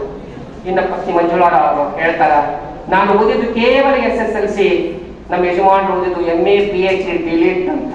ಅಷ್ಟು ಉದ್ದ ಅವರು ಓದ್ಕೊಂಡಿದ್ದು, ನಂದು ಸ್ವಲ್ಪ. ಮೇಡಮ್, ಬದುಕಬೇಕಂದ್ರೆ ಯಾವ SSLC ಕೂಡ ಬೇಕಾಗಿಲ್ಲ. ಹಂಗ ನೋಡಿದ್ರೆ ಇವತ್ತು ಬಹಳಷ್ಟು ಡೈವರ್ಸ್ ಕೇಸ್ ಯಾರು ಅದಾವ ಅಂದ್ರೆ, ಯಾರು MA MCom MSc ಬೇಡ ಅವರು ಮಾಡದವು, ಹಳ್ಳ್ಯಾಗ ಒಕ್ಕಲ್ತನ ಮಾಡೋರು ಬಹಳ ಇಲ್ಲ. ಯಾಕಂದ್ರೆ ಅವರಿಗೆ ಬದುಕು ಅನಿವಾರ್ಯತೆ, ಹೊಂದಾಣಿಕೆ ಗುಣ ಐತಿ, ಈ ಸಂಸ್ಕೃತಿ ಒಂದಿಗೆ ಬೆರೆತುಕೊಂಡು ಹೋಗ್ತಕ್ಕಂತ ಮನೋಭಾವ ಐತಿ. ಎಲ್ಲಿ ವಿದ್ಯೆ ಹೆಚ್ಚಾಕೊಂಡಲ್ಲಿ ಅದು ಅಲಂಕಾರ ಆಗುವ ಮೊದಲ ಅಹಂಕಾರ ಆಗಿದೆ. ಅದಕ್ಕೆ ಮೇಡಮ್ ಅವ್ರು ಹೇಳುವ ಹಾಗೆ, ನಿಮ್ಮ ಶಿಕ್ಷಣಕ್ಕೆ ಕಡಿಮೆ ಇರ್ಬೋದು, ನಿಮ್ಮ ಶಿಕ್ಷಣ ಕಡಿಮೆ ಇರ್ಬೋದು, ಆದ್ರೆ ಸರ್ ಅವರ ಹಿಂದೆ ನಿಂತ್ಕೊಂಡು ಸ್ಫೂರ್ತಿ ಕೊಟ್ಟು ಪ್ರತಿಯೊಬ್ಬ ಯಶಸ್ವಿ ಪುರುಷನ ಹಿಂದೆ ಒಬ್ಬ ಸ್ತ್ರೀ ಇರುತ್ತಾಳೆ ಅಂತಕ್ಕಂಥ ಮಾತನ್ನ ಸಾಧನೆ ಮಾಡಿ ತೋರಿಸಕ್ಕೆ ಮೇಡಮ್ ಅವ್ರಿಗೆ ಒಂದು ಚಪ್ಪಾಳೆ ಹಾಕೊಳ್ತೇವೆ. ಇವತ್ತೆಲ್ಲ ವೇದಿಕೆಗಳಿರ್ತಕ್ಕಂಥ ಎಲ್ಲರ ಮಡದಿಯರು ನೀವು ಹೋಗ್ರಿ, ಸಾಧಿಸ್ರಿ, ನಾವು ಹಿಂದಗಿ ಒಂದಾಗ ನಾವು ಇಲ್ಲಿ ಮುಂದೆ ಬಂದೆವು. ಹೇಗೆ ಹೋಗ್ತೀವೋ ಇಲ್ಲ ತಿಳ್ಕೊಂಡು ಲಕ್ಷ್ಮಣ ರೇಖೆ ಹಾಕಿದ್ರೆ ಅಲ್ಲೇ ಮನ್ಯಾಗ ಕೊಡೋದಾಗ್ಯದ. ಬ್ಯಾಗ್ ಸಾಧನೆ ಮಾಡೋದು ಅಟ್ರಾಗೈತಿ, ಬಾ ಮನಿ ಮಕ್ಕಳು ಮಠ ಆಗಿತ್ತ ಸಾಕಂದಿದ್ರೆ ನಾವೇನು ಮಾಡೋಕ್ಕಾಗ್ತಿರ್ತಿಲ್ಲ. ಅದಕ್ಕಾಗಿ ಆ ಒಂದು ಸ್ಫೂರ್ತಿಯ ಶಕ್ತಿಯಾಗಿ ಅವರು ನಿಂತ್ಕೊಂಡಾರ. ಒಂದು ಮಾತು ಹೇಳ್ತಾರ, ನಮ್ಮ ಯಜಮಾನರು ಯಾವತ್ತು ಇಂಥದ್ಯಾಕೆ ಅಡಿಗೆ ಮಾಡಿ ಇದಕ್ಕೆ ಉಪ್ಪು ಕಡಿಮೆ ಆಗೈತಿ, ಇದಕ್ಕೆ ಖಾರ ಹೆಚ್ಚಾಗೈತಿ ಅಂತ ಎಂದೂ ಅಂದವರಲ್ಲ. ನಾವು ಮನ್ಯಾಗ ಏನ್ ಮಾಡ್ತೀವಿ ಅದನ್ನೇ ಉಂಡವರು ಅಂತ. ಇಂಥ ಗಂಡಸರು ಬಹಳ ಕಮ್ಮಿ ಇರ್ತಾರ ಮನ್ಯಾಗ. ನೀವೇನು ಬೇಕಾದ್ರೂ ಮಾಡ್ರಿ, ಏನು ಮಾಡಿ ಏನ ಅಡಿಗೆ. ಹೊಸ್ದಾಗ ನನ್ನ ಹೇಳ್ತಿ ಮದುವೆಯಾಗಿ ಬಂದಾಗ ಅಮಾವಾಸ್ಯೆ ಹೋಳಿಗೆ ಮಾಡನಿ, ನನಗೆ ಬರೋದಿಲ್ಲ ಹೋಳಿಗೆ, ನಾವು ಖರ್ಚಿ ಅದಂತಿ. ಮತ್ತು ಅಮಾವಾಸ್ಯೆ ಹೆಂಗೆ ಮಾಡೋದನ್ನಿ, ಹುಗ್ಗಿ ಮಾಡ್ಯಾರ ಅಂತ ಮಾಡಂತಿ. ಹುಗ್ಗಿ ಮಾಡ್ಯಾಳ, ಅದಕ್ಕೆ ಬೆಲ್ಲನ ಹಾಕಿಲ್ಲ. ಮಧ್ಯಾಹ್ನ ಹಾಕಿದ್ರೆ ಏನು ಹೋಗಿ ಏನೇನು ಹಾಕಿದ್ರು ನಾನು ನೋಡಿ ಅಯ್ಯೋ ಅಪ್ಪ ಅಲ್ಲಿ. ಆದ್ರೆ ಹೆಂಗೆ ಹೇಳ್ಬೇಕು, ಗಂಡ್ಮಕ್ಳಿಗೆ ಹೇಳ್ಬೇಕು ಹೆಂಗಂದ್ರೆ ಹುಗ್ಗಿ ಮನಗಂಡು ಆಗೈತಿ, ಆದ್ರೆ ಬೆಲ್ಲ ಹಾಕಿದ್ರೆ ಏನೋ ಭಾರಿ ಹಾಕಿತ್ತು ಅವ್ರು. ಅವ್ರ ತಿಂದು ನೋಡಿ ಅವ್ರಲ್ಲಿ ಸಾರಿ ಅಂತ ಬಿಟ್ಕೊಂಡು ಒಬ್ಬ ಗಂಡ ಅಂತ ಏನು ಅಡಿಗೆ ಮಾಡಿ ಅಡಿಗೆ ನಾಯಿ ಉಣಂಗಿಲ್ಲ, ನಾಯಿ ಅಂದ. ಹೌದು ನಾಯಿ ಉಣಂಗಿಲ್ಲ, ಮತ್ತೆ ಉಣಾಕಿಲ್ಲ ಅಂತ. ಅದಕ್ಕೆ ಹೆಣ್ಮಕ್ಳಾದವರು ಹೆಣ್ಮಕ್ಳು ಮಾಡಿದ ಅಡಿಗೆ ಹೆಸರು ಇಡಬಾರ್ದು. ಒಂದು ಮಾಡಿ ನೋಡಿ ಗೊತ್ತಾಗೈತೆ ಹೆಂಗಾಗಿರ್ಬೇಕು. ಹೌದಲ್ರಿ? ಅದಕ್ಕಾಗಿ ಆ ಅಡಿಗೆ ವಿಚಾರದಲ್ಲಿ ಬಹಳ ಸುಂದರವಾಗಿ ಬರೀತಾರ. ಮಗಳು ಹೇಳ್ತಾರ, ನಮ್ಮಪ್ಪ ಹೋಟೆಲ್ ಸಂಸ್ಕೃತಿಯನ್ನು ಎಂದೂ ನಂಬಿದವರಲ್ಲ, ಮನೆಯಿಂದಲೇ ಊಟವನ್ನು ತೆಗೆದುಕೊಂಡು ಹೋಗೋರು. ಅವ್ರು ಎಲ್ಲಾದ್ರೂ ಹೋಟೆಲ್ಗೆ ಹೋದ್ರೆ ಅದು MR ಹೋಟೆಲ್ಗೆ ಮಾತ್ರ ಅಂತಕ್ಕಂಥ ಮಾತನ್ನು ಹೇಳ್ತಾರೆ. ಇವತ್ತು ನಮಗೇನಾಗೈತಿ, ದಾಬಾ ಸಂಸ್ಕೃತಿ ಬೇಕಾಗೈತಿ, ಹೋಟೆಲ್ ಸಂಸ್ಕೃತಿ ಬೇಕಾಗಿ ಮನೆಯ ರುಚಿ ಹಾಕುವಂದ್ರೆ ಬೇಡ, ಒಟ್ಟು ಹೊರಗೆ ತಿನ್ಬೇಕು. ಆದ್ರೆ ಅವರು ಮನೆಯಿಂದ ಒಯ್ದಂತ ಊಟವನ್ನ ಮಾಡಿಕೊಂಡು ಜೀವನವನ್ನು ಮಾಡಿದವರು. ಇನ್ನೊಂದು ಮಾತನ್ನ ಸಂಧ್ಯಾ ಅವರು ಹೇಳ್ತಾರ, ನಮ್ಮಪ್ಪ ತ್ರಿಕೋಟಾಗ ವರ್ಗಾವಣೆ ಆದಾಗಲೂ ಬಸವನ ಭಾಗ್ಯವಾಣಿಗೆ ವರ್ಗಾವಣೆ ಆದಾಗಲೂ ಆ ಸಮಸ್ಯೆಗಳನ್ನ ಎಂದೂ ನಮ್ಮ ಮುಂದೆ ಹೇಳಿಕೊಂಡಿಲ್ಲ ಅಂತ. ಅದು ಬಹಳ ಮುಖ್ಯ. ಕೆಲವರು ಮನ್ಯಾಗ ನಮ್ಗೆ ಟ್ರಾನ್ಸ್ಫರ್ ಇಲ್ಲ, ನಾ ಟ್ರಾನ್ಸ್ಫರ್ ಏನಿದ್ರೆ ಗೊತ್ತಿಲ್ಲ, ಈಗ ಚಾಲು ಆಗಿ ಹೆಂಗೆ ಮಾಡೋದು ಹಂಗೆ ಮಾಡೋದು, ಏನು ಮಾಡೋದು ಹೇಗೆ ಹೋಗುದು. ಆದ್ರೆ ಅವ್ರು ಎಂದೂ ನನಗೆ ತೊಂದರೆ ಆಗ್ತಾ ಇದೆ ಅಂತ ಎಂದೂ ಅವ್ರು ಹೇಳ್ಕೊಂಡವರಲ್ಲ. ಮಕ್ಕಳಿಗೆ ಅವ್ರು ಹೇಳ್ತಕ್ಕಂಥ ಒಂದು ಮಾತು, ಹೇಗಾದ್ರೂ ಬೆಳೀರಿ, ಆದ್ರೆ ಮತ್ತೊಬ್ಬರ ಕಣ್ಣಲ್ಲಿ ನೀರನ್ನು ತರಿಸುವ ಹಾಗೆ ಬೆಳೆಯಬೇಡಿ. ಒಂದು ಹನಿ ಕಣ್ಣೀರು 1000 ಹನಿಗಳನ್ನು ಕೂಡಿಸಿಡುತ್ತದೆ. ಮಗಳು ಬರ್ತಕ್ಕಂಥ ಮಾತು. ಅದಕ್ಕೆ ದಯವಿಟ್ಟು ಹೇಗಾದ್ರೂ ಬೆಳೀರಿ, ಏನಾದ್ರೂ ಆಗ. ಬಟ್ ಇವತ್ತು ನಾವೆಲ್ಲ ಏನ್ ಮಾಡಕತ್ತೀವಿ, ಮಗ ಡಾಕ್ಟರ್ ಆಗಿ ಇಂಜಿನಿಯರ್ ಆಗಿ ಇದಾವು, LKG ಹೊಟ್ಟಾಗ ಈಗ ಇಂಜಿನಿಯರ್ ಆಗ ಏನಪ್ಪ ಇಂಜಿನಿಯರ್ ಅವಾಗ ಹಿಂಗಾಗ್ಯಾವ ಪರಿಸ್ಥಿತಿ. ಇವತ್ತು ಗಂಭೀರ ಇದೆ. ಮಕ್ಕಳ ಮೇಲೆ ಒತ್ತಡವನ್ನು ಹೇರಿ ಹೇರಿ ಹೇರಿ 99 ಅವು ಮಂದಿ ನೋಡಿ ಕೊರೋನಾ ನಿಸರ್ಗ ಗೊತ್ತಾ, ಯಾಕೋ ಮಾರ್ಕ್ಸ್ ಭಾಳ ಕೇಳಾಕೈತಿ ಅಂತ ತಿಳ್ಕೊಂಡು ಕೊರೋನಾದಾಗೆಲ್ಲ 99 ಆಗ್ಯಾವ. ಎಷ್ಟು ಮಂದಿ ಪಾಸ್ ಆಗಿದ 90, 95, 99. ಅದಕ್ಕಾಗಿ ನಮ್ದು ನೋಡ್ಕೋಬೇಕು, ನನ್ನ ಅಂಕಗಳು ಎಷ್ಟಿದೆ, ನನ್ನ ಜ್ಞಾನ ಎಷ್ಟಿದೆ, ನನ್ನ ಮಕ್ಕಳಿಗೆ ಅದನ್ನು ಹೇರಬೇಕಾ ಹೇರಬಾರ್ದ, ಇದು ಕೂಡ ಚಿಂತನೆ ಮಾಡಬೇಕು. ಒಬ್ಬ ಅಪ್ಪ ಮಗನ ಬಡಿತಿದ್ದಂತ, ಮಗನ 38 ತಗೊಂಡಿ ಮಾರ್ಕ್ಸ್ ಗೊತ್ತಾಗಲ್ಲ, 38 ಗೊತ್ತಾಗಲ್ಲ ಹೊಡ್ಯಾಕಿದ್ದ. ಹೇಗೆ ಓಡಿ ಬಂದು ಯಾಕ್ರಿ ಅವನೇ ಕುಡಿತೀರಿ ಅಂದ್ 38 ತಗೊಂಡಾನ ಅಂತ. ಅದು ಅವನ ಮಾರ್ಕ್ಸ್ ಕಾರ್ಡ್ ನಿಮ್ದೈತೆ ಅದಕ್ಕೆ ಕಸ ಹೊಡಿತ ಸಿಕ್ಕಿತ್ತು, ನೀವು 40 ವರ್ಷದ ಕೊಟ್ಟ ನೀವು ಬಿಡ್ಯಾಕಿದ್ದೀರನ. ಅದಕ್ಕೆ ಅಧ್ಯಾತ್ಮ ಬಗ್ಗೆ ಅವ್ನ ಕೈಯಾಗ ಅಸಹ್ಯ ಅಂತ. ನಾವು 38 ಬಿದ್ದವರು ಮಗನಲ್ಲಿ 99 ಬೀಳ್ಬೇಕಂದ್ರೆ ಅದ್ಯಾಕೆ ಸಾಧ್ಯತೆ? ಮಗ ನಮ್ಮವನಲ್ವೇ? ಅದು ಬಹಳ ಮುಖ್ಯ. ಹಾಗಾಗಿ ಅವ್ರು ಯಾವತ್ತೂ ಮಕ್ಕಳ ಮೇಲೆ ಒತ್ತಡವನ್ನು ಹೇರ್ತವರಲ್ಲ ಅಂತಕ್ಕಂಥದ್ದು. ಹೀಗೆ ಪರಿವಾರದ ಒಂದು ಸಿಂಚನದಲ್ಲಿ ಬರ್ತಕ್ಕಂಥ ವಿಚಾರಗಳ ಆದ್ಮೇಲೆ ಇನ್ನು ಅವರ ಎಲ್ಲ ಸ್ನೇಹ ಬಳಗ ಅವ್ರು ಹೇಳ್ತಕ್ಕಂಥ ಮಾತುಗಳು. ಅಂಬ್ಲಿ ಸರ್ ಅವರ ಸ್ನೇಹಿತ ಅಂಬ್ಲಿ ಅವರು ಹೇಳ್ತಾರ, ಅವರಿಗೆ ಶುಭ್ರತೆ ಶಿಸ್ತು ಎಲ್ಲಿಂದ ಬಂದದಪ್ಪ ಅಂದ್ರೆ ಬಾಲ್ಯದಲ್ಲಿಯೇ ಹುಟ್ಟಿದೆ. ರೂಮೆಂಟ್ ಆದಂತ ಸಂದರ್ಭದಲ್ಲಿ ನಾನು ಹೇಳುವುದಕ್ಕಿಂತ ಮುಂಚೆಯೇ ರೂಮ್ ಕಸವನ್ನು ಹೊಡೆದು ಅತ್ಯಂತ ಸ್ವಚ್ಛ ಮತ್ತು ಊರಣವಾಗಿ ಇಡುತ್ತಿದ್ದರು. ಅದು ಬಹಳ ಮುಖ್ಯ. ಕೆಲವೊಬ್ರು ರೂಮ್ಗಳು ನೋಡ್ಬೇಕು, ಎಲ್ಲಿ ಬೇಕಾದ್ರೆ ಪುಸ್ತಕ ಬಿದ್ದಿರ್ತಾವ, ಎಲ್ಲಿ ಕಸ ಬಿದ್ದಿರ್ತೈತಿ, ಕಸ ಹೊಡೆದ್ರೇನ್ರಿ 8 ದಿವಸ ಹಾಕಿ ಹೊಡೆದಿರ್ತಾರ. ಆದ್ರೆ ಅವರ ಗುರುಗಳು ಪುಸ್ತಕವನ್ನು ಜೋಡಿಸಿಡುವ ರೀತಿ, ಈ ಶರ್ಟ್ಗಳನ್ನ ಹಾಕಿಡುವಂತ ರೀತಿ, ಜೊತೆಗೆ ರೂಮನ್ನ ಬಹಳ ಸುಂದರವಾಗಿ ಕೊಡ್ತಕ್ಕಂಥ ರೀತಿಯನ್ನ ಅವರನ್ನ ನೋಡಿ ಕಲಿಬೇಕು ಅನ್ನೋದನ್ನು JR ಅಂಬ್ಲಿ ಅವರು ತಮ್ಮ ಲೇಖನದಲ್ಲಿ ಹೇಳ್ತಕ್ಕಂಥದ್ದು. ಇನ್ನು ಸಹೋದರಾಗಿರ್ತಕ್ಕಂಥ ಗಂಗಾಧರ್ ಮೇರ್ವಾಡಿ ಅವರು ಹೇಳ್ತಾರ, ಕೂಡು ಕುಟುಂಬ, ಮನ್ಯಾಗ 20 ಬಟ್ಟೆಗಳು, ಆದ್ರೆ ಅದಕ್ಕೆಲ್ಲ ಸಾಧಂತ ಆದಾಯ, ಇಷ್ಟೆಲ್ಲ ಸಂಕಟಗಳಿಗೂ ಕೂಡ ನಾವು ಒಂದಾಗಿದ್ದೀವಿ, ಚಂದಾಗಿದ್ದೀವಿ. ಅದಕ್ಕೆ ನಮಗೆ ಬೇಂದ್ರೆಯವರ ಹಾಡು ನೆನಪಿಗೆ ಬರ್ತಿತ್ತು. ಯಾವ ಹಾಡಪ್ಪ ಅಂದ್ರೆ, ನಾನು ಬಡವಿ ಆತ ಬಡವ ಒಲುಮೆ ನಮ್ಮ ಬದುಕು. ನಾನು ಬಡವಿ ಆತ ಬಡವ ಒಲುಮೆ ನಮ್ಮ ಬದುಕು. ಬಳಸಿಕೊಂಡೇ ವಾದನೆ ನಾವು ಅದಕ್ಕೂ ಇದಕ್ಕೂ ಎದಕ್ಕೂ. ಪ್ರೀತಿನೇ ಆದ್ಯಾರು ತಂದ ಆಸ್ತಿ ನಮ್ಮ ಬಾಳ್ವಿಗೆ. ಹಸಿವಿನಲ್ಲೂ ಹಬ್ಬಾನೇ ದಿನವು ನಿತ್ಯವು ಗಾದಿನೇ ನನ್ನ ನಿನ್ನ ಪಾಲಿಗೆ. ಪ್ರೀತಿನೇ ಆದ್ಯಾರು ತಂದ ಆಸ್ತಿ ನಮ್ಮ ಬಾಳ್ವಿಗೆ. ನೋಡು ಸರ್, ಅವರ ಶಿವಣ್ಣ ಸರ್ ಹೇಳಿದ್ರಲ್ಲ, ಈ ಜಗದಲ್ಲಿ ಪ್ರೀತಿ ಅಂತ ಮಾತು ಮತ್ತೊಂದಿಲ್ಲ, ಅದು ಮನಗಂಡ ಮಾತು. ಮನಗಂಡ ತಗೋತಲ್ಲ ಅಂತ ಮಾತು. ಆ ಪ್ರೀತಿಯನ್ನು ಹಂಚ್ಕೊಂಡು ನಾವು ಬೆಳೆದಿವಿ.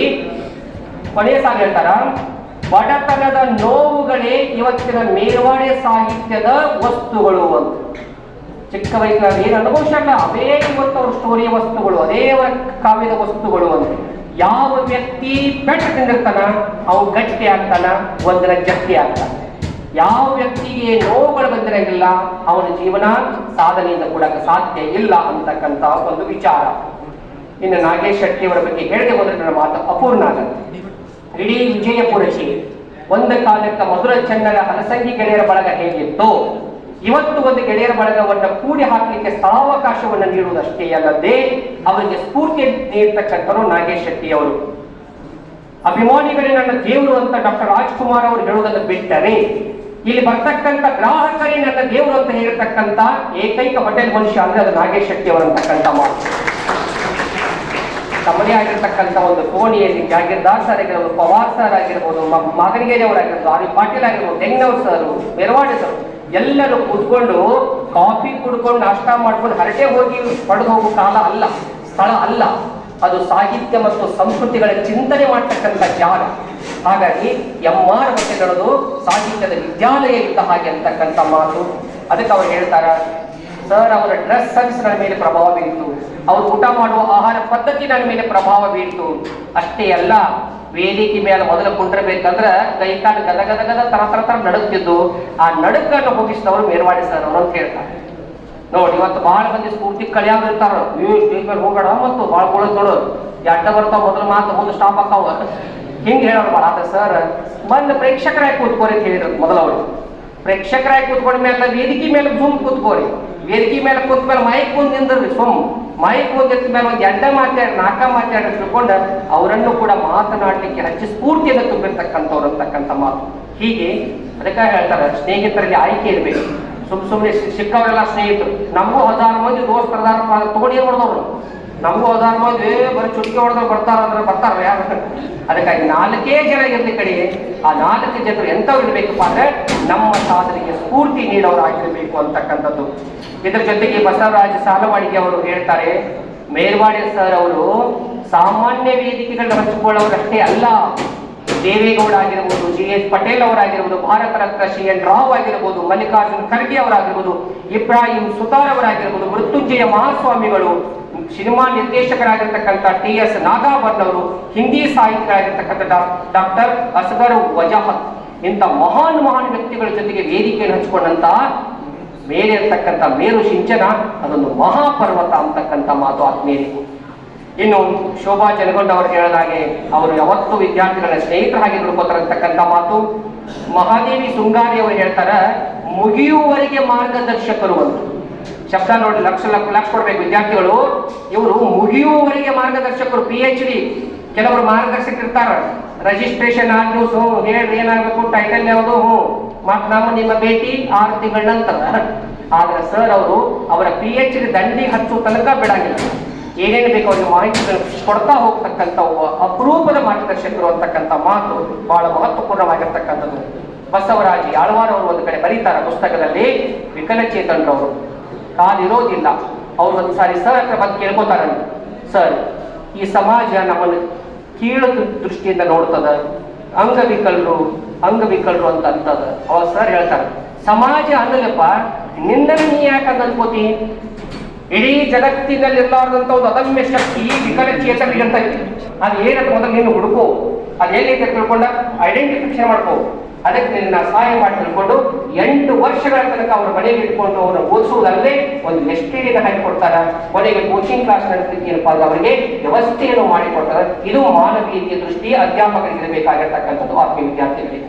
ಹೀಗೆ ಹೇಳ್ತಾ ಹೋದರೆ ಸಾವಿರ ಉದಾಹರಣೆಗಳು ಈ ಒಂದು ಪುಸ್ತಕದಲ್ಲಿ ದಾಖಲಾಗಿವೆ. ಹಾಗಾಗಿ ನಾನು ನೇರವಾಗಿ ಏನಪ್ಪಾ ಅಂದ್ರೆ ಇನ್ನು ಸಾಹಿತ್ಯದ ಭಾಗಕ್ಕೆ ಬರ್ತೀನಿ, ಕೊನೆಯ ಭಾಗ. ಯಾಕಂದ್ರೆ ಒಂದು ಅಭಿನಂದನ ಗ್ರಂಥ ಕೇವಲ ಒಬ್ಬ ವ್ಯಕ್ತಿಗತ ಅಧ್ಯಯನ ಇದ್ರೆ ಅದು ಪುಸ್ತಕ ಅವರಿಗೆ ಸಂಬಂಧಪಟ್ಟದಾಗ ಆಕರ ಗ್ರಂಥ ಆಗುವುದಿಲ್ಲ. ಅದಕ್ಕೆ ಸರ್ ಅವರು ಏನ್ ಮಾಡಿದ್ದಾರೆ, ಜಂಗರಾವ್ ಸರ್ ಅವರು ವಿಶೇಷ ಲೇಖನಗಳನ್ನ ಏನಪ್ಪಾ ಹಚ್ಚಿದ್ದಾರೆ. ಡಾಕ್ಟರ್ VS ವಾಣಿ ಅವರು ಹೇಳ್ತಾರ, ಮೇಲ್ವಾಡಿ ಅವರ ಅನುವಾದದ ಕೃತಿ ರಮೇಶ್ ಪೋಖ್ರಿಯಾಲರ ಮಿಲ್ಕಿ ಪತ್ಥರ್, ಇದು ಕನ್ನಡ ರೂಪಾಂತರ.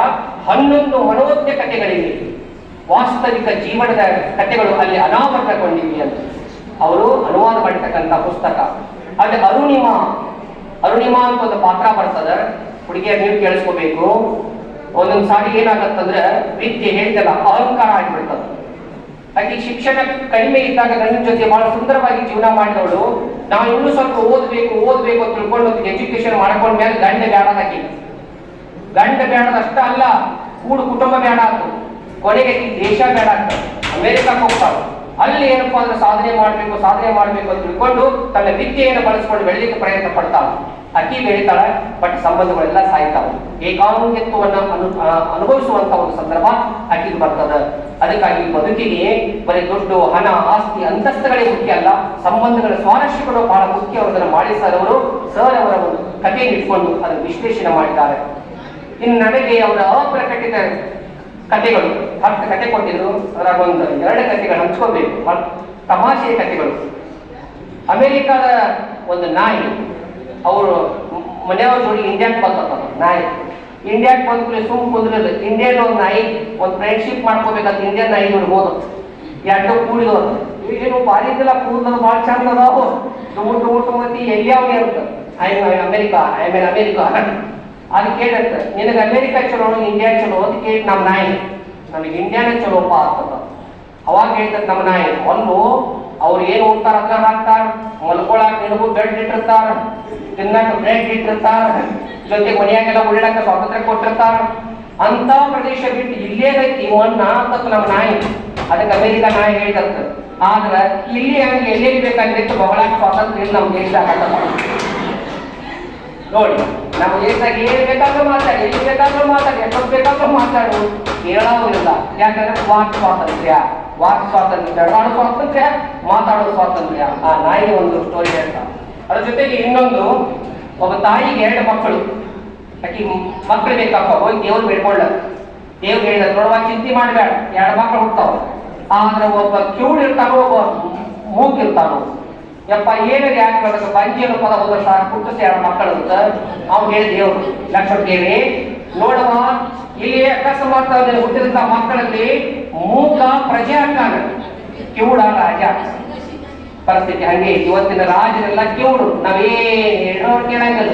ಅಥವಾ ಮಾಡುದಿಲ್ಲ, ರೋಡ್ ಮಾಡೋದು, ರಸ್ತೆ ಮಾಡೋದು, ಗ್ರಂಥಾಲಯ ಮಾಡೋದು, ಬರೀ ಮಾಡೋದು ನೋಡ್ಕೊತ ಹೋಗ್ತಾರ. ಅವ್ರು ಟಿವಿಯಲ್ಲಿ ಹಾಕೊಳಂಗಿಲ್ಲ.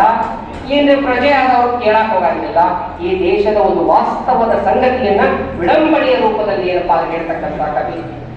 ಇದರ ಜೊತೆಗೆ ಮೈತ್ರೇಯನ್ ಗಂಗಪ್ಪಗೌಡರು ಮೇಡಮ್ ಅವರು ಹಿಂದಿ ಸಾಹಿತ್ಯ ಚರಿತ್ರೆ, ಸರ್ ಅವರ ಹಿಂದಿ ಸಾಹಿತ್ಯ ಚರಿತ್ರೆ ದೊಡ್ಡ ಪುಸ್ತಕವನ್ನ ಅದರಲ್ಲಿ ಆದಿಕಾಲ, ಭಕ್ತಿಕಾಲ, ರೀತಿಕಾಲ ಅಂತಕ್ಕಂಥ 3 ಭಾಗಗಳನ್ನು ಇಟ್ಕೊಂಡು ಬಹಳ ಸುಂದರವಾದಂತಹ ಒಂದು ಲೇಖನವನ್ನ ಈ ಪುಸ್ತಕದಲ್ಲಿ ದಾಖಲೀಕರಣ ಮಾಡಿದ್ದಾರೆ. ಡಾಕ್ಟರ್ ತಿಪ್ಪೇಸ್ವಾಮಿ ಅವರು ಹಿಂದಿ ಸಾಹಿತ್ಯದಲ್ಲಿ ಜ್ಞಾನಪೀಠ ಪ್ರಶಸ್ತಿ ಪುರಸ್ಕೃತರು ಅಂತಕ್ಕಂಥದ್ದನ್ನ. ಇನ್ನು ಬಸವರಾಜ ಜಗದೀಶ್ ಸರ್ ಅವರು, ನಾಗೇಶ್ ಶೆಟ್ಟಿ ಅವರ ಉದ್ಯೋಗ ಪರ್ವ, ಆ ಪುಸ್ತಕವನ್ನ ವಿಮರ್ಶೆ ಮಾಡ್ತಾರೆ. ನನಗೆ ಇವತ್ತಿಗೂ ಕೂಡ ಸರ್ ಯಾರಾದ್ರೂ ಅಭಿನಂದನೆ ಗ್ರಂಥ ಮಾಡ್ಬೇಕಾಗಿದ್ರಿ, ಸ್ವಲ್ಪ ಅದ್ರ ಬಗ್ಗೆ ಮಾಹಿತಿ ಹೇಳಿ ಅಂದ್ರೆ ನಾನು ಹೇಳೋದು ಅವ್ರ ಕೈಯಾಗ ಕೊಡೋ ಪುಸ್ತಕ ಯಾವ್ದೋ ಉದ್ಯೋಗ ಪರ್ವ.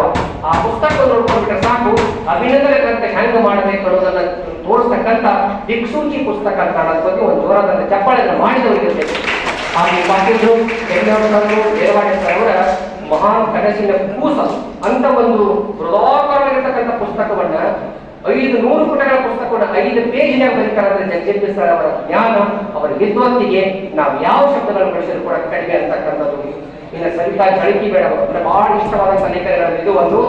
ಸರ್ ಅವರ ಲೇಖನಗಳನ್ನ, ಅವರ ವ್ಯಕ್ತಿ ಚಿತ್ರಣಗಳನ್ನ, ಅನುವಾದ ಸಾಹಿತ್ಯವನ್ನ ಮತ್ತು ಕಥೆಗಳನ್ನ 4 ರೀತಿಯ ಸಾಹಿತ್ಯ ಪ್ರಕಾರವನ್ನು 4 ಪೇಜಿನಾಗ ಹೇಳಿರ್ತಾರೆ. ಅದ್ಭುತವಾಗಿರ್ತಕ್ಕಂಥ ಒಂದು ಲೇಖನ. ಅಲ್ಲಿ ಈರ್ಷೆ ಅಂತ ಒಂದು ಕಥೆ ಬರ್ತದೆ. ಗಂಡ ಹೊರಗಡೆ ಹೆಂಡತಿಯನ್ನು ಮನೆಯಲ್ಲಿ ಚಂದ ಕರ್ಕೊಂಡು ಪಾಪ ಕೆಲಸ ಮಾಡ್ಬೇಕಾರ ಯಾರ ಜೊತೆ ಮಾತಾಡ್ಕೋತ ನಿಂತಿದ್ದನ್ನು ನೋಡ್ತಾಳಂತ ಹೆಣ್ಮಕ್ಳಿಗೆ ಒಂದು ಸ್ವಭಾವ ಯಾವುದೇ ಸಂಶಯ ಅದ್ಯಾಕೆ ನಿಂತ ಆಕೆ ಜೋಡಿ ಏನ್ ಮಾತಾಡವು ಮನೆಗೆ ಬಂದ ಜಗಳ ತೆಗಿಬೇಕಂತ ತಯಾರಾಗ್ತಾಳ. ಮನೆಯಲ್ಲಿ ಕೆಲಸ ಕೇಳ್ತಾಳ, ನನ್ನ ಗಾಡಿ 2 ಮಂದಿ ಆಗ್ಯಾರ ಆದ್ರೂ ನಾವು ಅನ್ಯೂನ್ಯವಾಗಿದ್ವಿ, ಅದೆಲ್ಲ ಒಳ್ಳೇದ. ಮತ್ತೆ ಬಿಡ್ತಾಳ, ಮತ್ತು ವಾಪಸ್ ಆಫೀಸ್ ಹೋಗುತ್ತೆ, ಮತ್ತೆ ಬೇಕಾದ್ರೆ ಮತ್ತೆ ಮಾತಾಡ್ತಾಳ, ಮತ್ತೆ ಶಿಫ್ಟ್ ಬರೋದ. ಹೀಗೆ ಸಂಶಯದಿಂದ ಸಂಸಾರಗಳು ಹೆಂಗ ಹಾಳಾಗ್ತಾವ ಅಂತಕ್ಕಂಥ ಕಥೆ. ಅದಕ್ಕೆ ಹೆಣ್ಮಕ್ಳು ಯಾರು ಹೇಳ್ತೀನಿ, ದಯವಿಟ್ಟು ಸಂಶಯ ಅಂತಕ್ಕಂಥ ಇರಬಾರ್ದೇವ. ಸಂಶಯ ಏನಾಗಬೇಕು ಅನ್ನೋದು ಒಂದು ಕಥೆ ಹೇಳ್ತೀನಿ. ಹೆಣ್ಮಗಳು ತವ್ರ ಮನೆಗೆ ಬಂದಿದ್ದು, ಗಂಡನ ಮೇಲೆ ಸಂಶಯ ಹಾಕಿದ್ವಿ ಹೇಳ್ರಿ 8 ದಿನ ತವ್ರ ಮನೆಗೆ ಬಂದು ಬರ್ತಾನೆ, ಹುಡುಗನೇ ಬಿಟ್ಟಿರ್ತಾನ, 8 ವಾರ ನೋಡ್ರಿ ಅಲ್ಲ ಆಯ್ತು ಹೋಗಿ ಬಾ ಅಂತ ಗಾಡಿ ತವ್ರ ಮನೆ ಬಸ್ ಹತ್ತಿ ಹೋಗಿ ಚಿಂತೆ ಚಾಲ ಫೋನ್ ಹಚ್ಚಿ ಮನ್ಯಾಗ ಹೋಗಿ ಹಾಲಿ ಹೋಗ್ತ ಈಗ ಅದ್ರ ಸಾಯಕ್ಕೆ ಹೋಗ್ಲಿ ಅಂತ ನಾನು ಯಾಕೋ ನಂಬಿಕೆ ಬರ್ಬಾರ್ದು. ಅಡಿಗೆ ಮನೆಗೆ ಹೋಗ್ಲತ್ತ, ಅಡಿಗೆ ಮನೆ ಬಾರ ಅವ್ನು ಏನ್ ಮಾಡಿ ಮಿಕ್ಸಿ ತಗೋರಿ, ನಾನು ಮಿಕ್ಸಿ ತಗೊಂಡು ಏನ್ ಮಾಡಿ ಹಚ್ಚಿ ಮನ್ಯಾಗ 30 ಕಿಲೋಮೀಟರ್ ಬಾದ ಅಡಿಗೆ ಮನೆಗೆ ಹೋಗಿ ಮಿಕ್ಸಿ ತಗೋರಿ ತಗೊಳ್ಳಿ ಹಚ್ಚಿ ಮನ್ಯಾಗ 8 ದಿನ ಆದ್ರೂ ಅಕ್ಕಿಗೆ ತವ್ರ ಮನೆಗೆ ನೆಮ್ಮದಿ ಬರೀ ಮಿಕ್ಸಿ ವಿಚಾರ. 8 ದಿನ ಮುಗಿಸ್ಕೊಂಡು ವಾಪಸ್ ಬರ್ತಾಳ. ಹುಡುಗ ಆಡ್ಕೊತ ಕೂತಿರ್ತೈತಿ. ಕೇಳ್ತಾತಿ, ನಿಮ್ಮ ಅಪ್ಪ ಮನ್ಯಾಗ ಅದಾನ ಇಲ್ಲೋ ಅಂತ. ಮಗ ಇವ 8 ದಿವಸ ಮಿಕ್ಸಿ ಬಗ ಹಾಕೊಂಡು ಕೂಡ ಅದಕ್ಕ ಎಷ್ಟು ನಾವು ಕಟ್ಟಿ ಹಾಕ್ತೀವಿ, ಎಷ್ಟು ಅಪನಂಬಿಕೆ ತಾಳ್ತೀವಿ, ಅಷ್ಟು ಪತಿಯವರೇನಪ್ಪ ದೂರ ಹೋಗ್ತಾರೆ. ಪತಿಯನ್ನ ಪತಿಯಾದವರು ಅರ್ಥ ಮಾಡಬೇಕು. ಅದರ ಜೊತೆಗೆ ಏನಪ್ಪಾ ಅಂದ್ರೆ ಪತಿಯಾದವರು ಕೂಡ ಹೆಂಡತಿ ಮನಸ್ಸನ್ನ ತಿಳ್ಕೋಬೇಕು. ಅಂಡರ್ಸ್ಟ್ಯಾಂಡಿಂಗ್ ಅರ್ಥೈಸುವಿಕೆ ಸಂಸಾರಗಳು ಸಾಗಿವೆ.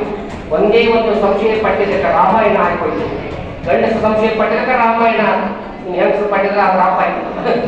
ಅದಕ್ಕಾಗಿ ಈ ಸಂಶಯ ಅಂತಕ್ಕಂಥ ಏನು ಮಾಡತಕ್ಕಂಥ ಕಥೆ ಹೇಳ್ತಕ್ಕಂಥದ್ದನ್ನ ಸವಿತಾ ಜಳಕಿ ಮೇಡಮ್ ಅವರ ಸರ್ ಅವರ ಕಥೆಯನ್ನು ಆ ಮೂಲ ಕಥೆಯನ್ನು ಸರ್ ಅವರು ಹೇಳ್ತಾರೆ. ಆ ಕಥೆ ಹೇಳ್ಕೊಂಡು ಏನಪ್ಪಾ ಅಂದ್ರೆ ಅವರು ವಿಶ್ಲೇಷಣೆ ಮಾಡ್ತಕ್ಕಂಥದ್ದು. ಒಟ್ಟಾರೆ ಸುಮಾರು 8 ಜನ ಎಂಫಿಲ್ ಮಾಡ್ತಾರೆ. ಪವಾರ್ ಸರ್ ಆಗಿರ್ಬೋದು, ಶ್ರೀಮತಿ ಅಮೀನಾ ಪಟ್ಟೇವಾಡಿ, ಸುನಿತಾ ಮೇಲ್ವಾಡಿ, ಕುಸುಮಾ ಸಾಲಿವಾಡಿ, ಮಹೇಶ್ ಬಿರಾದಾರ್, ಅನ್ನಪೂರ್ಣ ಭೋಸ್ಲೆ, ರೂಪಾ ಕಲ್ಯಾಣ ಎಂಫಿಲ್ ಸರ್ ತಯಾರು ಮಾಡಿರ್ತಕ್ಕಂಥದ್ದು. ಅದರ ಜೊತೆಗೆ Jyoti Joshi, doctor Manika Patil, doctor Mahadevi Sungari, Yasin Bistin, doctor Y Krishnamurthy, Savitri Kariyaghosh, doctor M Jagirdar, Ashok Suryavanshi ಮೊದಲಾದವರು PhD ಅಧ್ಯಯನವನ್ನು ಸರ್ ತಯಾರು ಮಾಡ್ತಾರ. ಇವರೆಲ್ಲರೂ ಇವತ್ತು ಅವರ ಕೈಯಾಗ ಓದ್ಕೊಂಡು ಅಧ್ಯಯನ ಮಾಡಿಕೊಂಡು ಜ್ಞಾನ ತುಂಬಿಕೊಂಡು ತಮ್ಮ ಬದುಕಿನ ಮಾರ್ಗವನ್ನು ಕಂಡುಕೊಂಡಾರ. ಕೊನೆಯದಾಗಿ ಇದನ್ನ ವಿಶೇಷ ಲೇಖನಗಳ ಬಗ್ಗೆ ಬೇಗನವರ್ ಸರ್ ಅವರ ಕನ್ನಡ ಕಥಾ ಸಾಹಿತ್ಯ ಪ್ರತಿಬಂಧದಾರಿ ಆಗಿರ್ಬೋದು, ನೀಲಕಂಠ ಮಠ ಸರ್ ಅವರ ಐದಕ್ಕಿ ಲಕ್ಕಮ್ಮ ಮೇಡಮ್ ಅವ್ರನ್ನ ಸಮೀಕರಿಸಿಟ್ಕೊಂಡು ಬರ್ತಾರ. ಐದಕ್ಕಿ ಲಕ್ಕಮ್ಮ ಗಂಡನಿಗೆ ಬುದ್ಧಿ ಹೇಳ್ತಕ್ಕಂಥ ರೀತಿ, ಅಕ್ಕಿ ಆರಿಸಿ ತಗೊಂಡು ಬರ್ಬೋದು, ಮನೆಗೆ ತಗೊಂಡು ಬಂದ ತಾವು ಉಣ್ಣೋದು ಮತ್ತ ಜೊತೆಗೆ ದಾಸೋಹ ಮಾಡೋದು, ಇಷ್ಟೇ ಕೆಲಸ ಆಗ್ಬೇಕು. ಹೀಗಿರ್ಬೇಕಾದ್ರೆ ಒಂದ್ ದಿವಸ ಗಂಡ ಅಕ್ಕಿ ಜಾಸ್ತಿ ತಗೊಂಡ್ ಬರ್ತಾವ. ಅವಾಗ ಏನಂತಾಳಕ್ಕೆ ಲಕ್ಕಮ್ಮ ಹೇಳ್ತಕ್ಕಂಥ ಮಾತು ವಚನ, ಆಸೆಯೆಂಬುದು ಅರಸಂಗಲ್ಲದೆ ಶಿವಭಕ್ತರಿಗುಂಟೆ ಅಯ್ಯ. ಆಸೆಯೆಂಬುದು ಅರಸಂಗಲ್ಲದೆ ಶಿವಭಕ್ತರಿಗುಂಟೆ ಅಯ್ಯ. ರೋಷವೆಂಬುದು ಯಮದೂತರಿಗಲ್ಲದೆ ಅಜಾತರಿಗುಂಟೆ ಅಯ್ಯ. ಈ ಸಖಿಯಾಸೆ ನಿಮಗೇಕೆ ಈಶ್ವರನೊಪ್ಪ ಮಾರಯ್ಯ. ಪ್ರಿಯ ಅಮರೇಶ್ವರ ಲಿಂಗಕ್ಕೆ ದೂರ ಮಾರಯ್ಯ. ನೋಡ್ತೀನಿ ಪುಣ್ಯಾತ್ಮ ಇತ್ಯಾಕತ್ತಿತ್ತದರಿ ಎಲ್ಲಿ ತಂದೆ ಅಲ್ಲೇ ಚೆಲ್ಲಿವ. ಈ ಸಖಿಯಾಸೆ ನಿಮಗೇಕೆ, ರೋಷ ಯಾವುದೋಗಿರಬೇಕು, ಆಸೆ ಅರಸನಿಗಿರಬೇಕು, ನಮಗೆ ಯಾಕೆ ಬೇಕು? ಇದನ್ನು ಹೇಳಿ ಹೆಣ್ಮಕ್ಕಳ ಬಳಿ ಬರಬೇಕು. ಲಂಚ ಗಂಡ ಮತ್ತೆ ತಪ್ಕೊಂಡು ಅದು ಇಟ್ಟ ತಂದಿ ಇನ್ನಟ್ ಸಿಗ್ಲಿಲ್ಲ ಅಂದ್ರೆ ನೋಡ್ರಿ ಲಕ್ಕಮ್ಮ ಅದನ್ನಿಲ್ಲ. ಈ ಸಖಿ ಆಸೆ ನಿಮಗೇಕೆ, ಅದಕ್ಕೆ ಬಂಗಾರದ ವ್ಯಾಮೋಹ ಬಿಡಬೇಕು, ಆಸ್ತಿ ಅಂತಸ್ತಿನ ವ್ಯಾಮೋಹ ಬಿಡಬೇಕು. ಪ್ರತಿಯೊಬ್ಬ ಪುರುಷನ ಹಿಂದೆ ಸ್ತ್ರೀ ಆತನ ಸರಿದಾರಿಯಲ್ಲಿ ನಡ್ತಕ್ಕಂಥ ಸದ್ಗತಿಯ ದಾರಿ ತೋರ್ಬೇಕು. ಬಿಟ್ಕೊಂಡು ಎಷ್ಟೋ ಹೆಣ್ಮಕ್ಳು ಗಂಡನ ದಾರಿ ತಪ್ಪಿಸೋರೆಲ್ಲ ನೋಡಿದ್ದೀನಿ. ಏನ್ ಇಷ್ಟ ಬಂದೋಳು ಬಾಜು ಮನೆಗೆ ನಕ್ಲೆಸ್ ಮಾಡಿಸಿ 4 ತೊಲೆ ಪೊಲೀಸ್ ಹೆಂಡತಿ ನೀ ಆ PSI ಏನಿಲ್ಲ ಇಲ್ಲಂದ್ರ ಒಂದು ಸಂಚಾರ ಮಾಡ್ತಾನ ಸಿಡಿ ಬೀಳ್ತಾನ. ಹಾಗಾಗಿ ದಯವಿಟ್ಟು ಏನಪ್ಪಾ ಅಂದ್ರೆ ಹೆಣ್ಣು ಮಕ್ಕಳು ಹೇಗಿರಬೇಕು ಅನ್ನೋದನ್ನ 5 ಲಕ್ಕಮ್ಮನ ಲೇಖನ ಮೂಲಕ ನಿರ್ಕಟ್ಪಡಿಸ್ತಾರೆ. ಅವರು ಬಹಳ ವಿಸ್ತೃತವಾದ ಮಾಹಿತಿಗಳನ್ನ ನೀಡ್ತಾ ಹೋಗ್ತಾರ. ಅದರ ಜೊತೆಗೆ ಗಡ್ಡಿಗೌಡರ ಕನಕದಾಸರ ಜಾತಿ ಪ್ರಶ್ನೆ ನೋಡಿ, ಜಾತಿ ಅಂತಕ್ಕಂಥದ್ದು ಶತಶತಮಾನಗಳಿಂದ ದೇಶವನ್ನು ಕಾಡಿದ್ದು, ಜೊತೆಗೆ ನಮ್ಮನ್ನ ಪೀಡಿಸಿದ್ದು.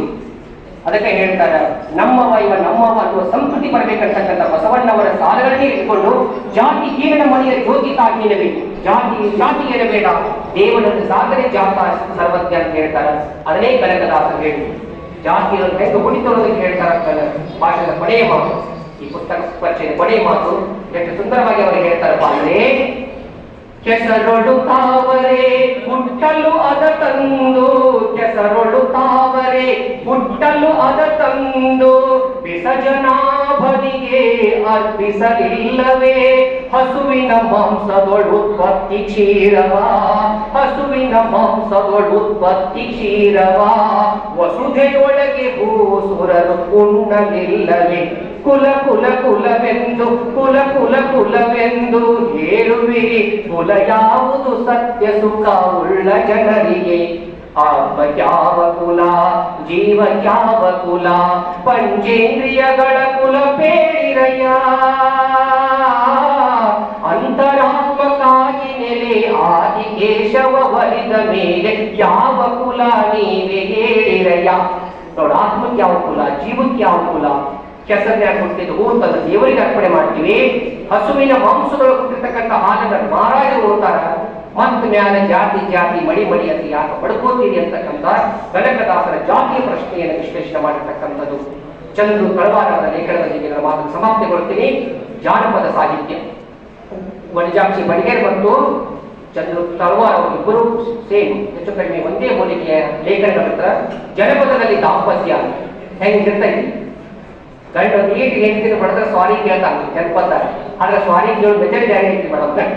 ಮಡದಿಯ ಬಡದಾನ ಮನದಾಗ ಮರುಜ್ಞಾನ, ಮಡದಿಯ ಬಡದಾನ ಮನದಾಗ ಮರುಜ್ಞಾನ, ಒಳಗೋಗಿ ಕಾಲ ಹಿಡದಾನ, ಒಳಗೋಗಿ ಕಾಲ ಹಿಡಿಯೂತ ಕೇಳ್ಯಾನ, ನಾ ಹೆಚ್ಚೋ ನಿನ್ನ ತವ ಹೆಚ್ಚೋ, ನಾ ಹೆಚ್ಚೋ ನಿನ್ನ ತವ ಹೆಚ್ಚೋ ಆಕಿ ಹೇಳ್ತಾಳ. ಏನು ಇಷ್ಟ ಮಾಡ್ದನಿ ಅಡ್ಡ ದೊಡ್ಡ ಮಾಡಿದಿ ತಗೊಂಡು ಮಾಡ್ಲಪ್ಪ ಆಯ್ಕೆ ಆ ನೋಡ್ರಾಗ ಓನ್ಯಾಗ ಬಂದ ಕ್ಯಾಮ್ರಾ ಇರ್ತಾವ.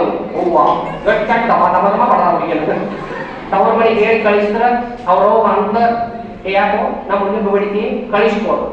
ಅವಾಗ ಆಕೆ ಹೇಳ್ತಾಳೆ, ಹಚ್ಚರದ ಪದರಾಗ ಅಚ್ಚ ಮಲ್ಲಿಗೆ ಹೂವ, ಹಚ್ಚರದ ಪದರಾಗ ಅಚ್ಚ ಮಲ್ಲಿಗೆ ಹೂವ, ಬಿಚ್ಚಿ ನಡನ್ಯಾಲ ಒಗಿವಂತ, ಬಿಚ್ಚಿ ನಡನ್ಯಾಲ ಒಗಿವಂತ ಪತಿರಾಯನ, ಬಿಟ್ಯಾಂಗ ಬರಲೇ ಹಡದವ್ವ, ಬಿಟ್ಯಾಂಗ ಬರಲೇ ಹಡದವ್ವ.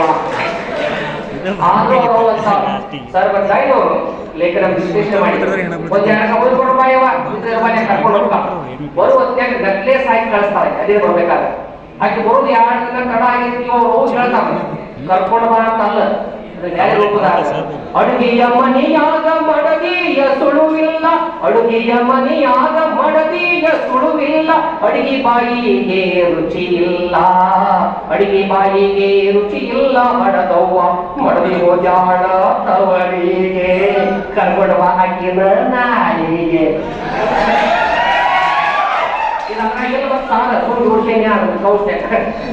ಕೊನೆ ಬರ್ತಾಳ, ಬಂದ ತಕ್ಷಣ ಬೆಂಕಿ ಹಚ್ಚಿದ ಕೊನೆಗಿರ್ತಾಳ ಹೂವ ಅಂತ ನಾನಿಗೆ ಓಡಿಸ್ಬೇಕು, ಸಂಸಾರ ಹಾಳು ಮಾಡ್ಬೇಕಂತ ಮಾಡಿದ್ರ ಈಗ ತವ್ರ ಮನೆಗೆ ಹೋಗಿ ಸರ ಹಾಕೊಂಡು ತಿಳ್ಕೊಂಡ ಮತ್ತೆ ಬೆಂಕಿ ಹಚ್ತಾಳ.